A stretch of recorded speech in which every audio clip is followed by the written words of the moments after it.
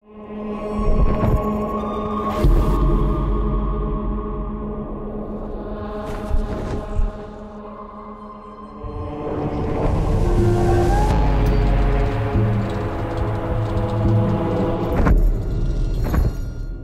Inferno, there's just nowhere to just hang out. You know, I'm just going to go to the jacuzzi area.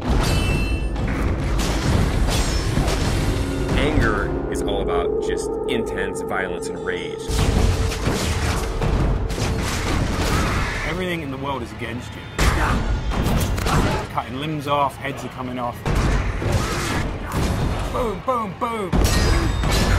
Anger is definitely a level that Dante can sort of unleash his fury in.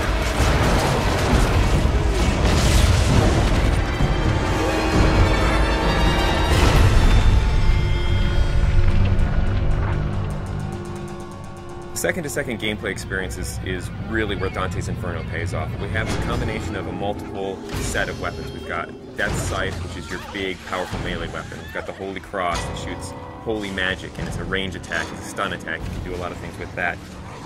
In addition to that, we have magic. You'll have magic powers that are on the righteous side and the unholy side. If you're in trouble and you want to like get out of the way or jump in the air or roll over there, whip out the scythe, blast with the cross, all those things kind of lead into each other. And you don't kind of have to start up something else. The main thing is you have a big ass scythe in your hand. We had like a sword at first. It wasn't feeling right. It just felt like small and puny. The scythe's the thing here. That's almost the other character in there. The scythe that Dante uses is actually Death Scythe. It's dark, it's evil, it's punishing, it's sharp.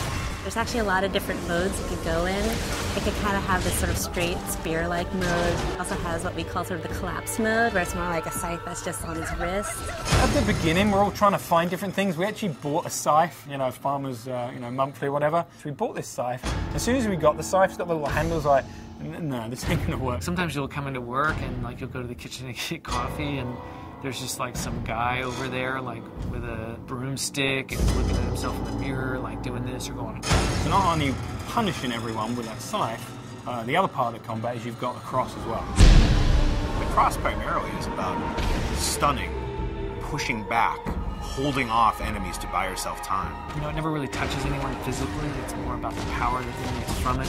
It's a little bit more about crowd control. I kind of liken it to sort of like the Force in Star Wars. It's really used as a great way to either set up a combo or a way to hold them in place while you then beat the shit out of them with the scythe. We really leave it open to the player whether they want to go sort of all in on the holy powers, whether they want to go all in on the scythe powers, or do a mix of both. There's kind of a reason that Dante's got these two weapons, kind of yin and yang, and they're dualistic. And that plays out in not just the combat, but in the story as well. That's the whole personality of Dante's Inferno. The most important thing to us was making sure that the combat felt awesome. One of the big things that we wanted to do in Dante's Inferno was really have the game run at 60 frames per second. 60 feels free, it feels fluid. 30 feels like you're drunk. I mean, we did some tests, you know, where we took 30 and we took 60. You can totally tell the difference. As soon as you go to 60, you just see the flow, you see the trails, the scythes leaving behind, and just the smoothness. It's a visual and a tactile thing. It's how it feels, but 60 frames a second is pretty good. Especially with all the great effects we got going on in the game now. Sassy.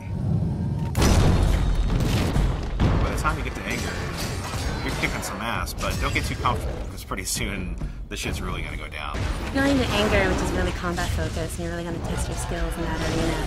Then you're going to go into heresy, which I think will make you think about certain things that you may not normally think about in a video game. Dante starts to go wild.